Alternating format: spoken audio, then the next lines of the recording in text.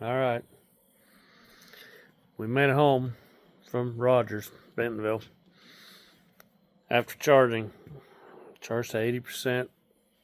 Took like an hour and 40 minutes. I get home and I realize I don't have a built-in wall charger, so I'm just using the 110 plug in the wall. But it has an adapter, so you can charge it like that. And I plugged it in. I thought, well, I'll just see how long it's going to take to charge. No great expectations. But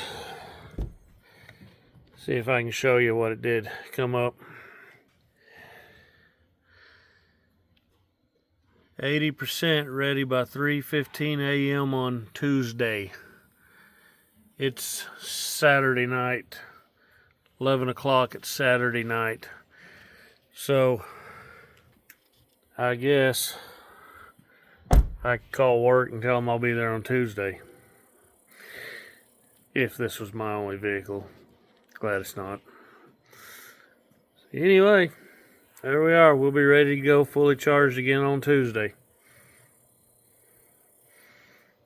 EV life. Love it.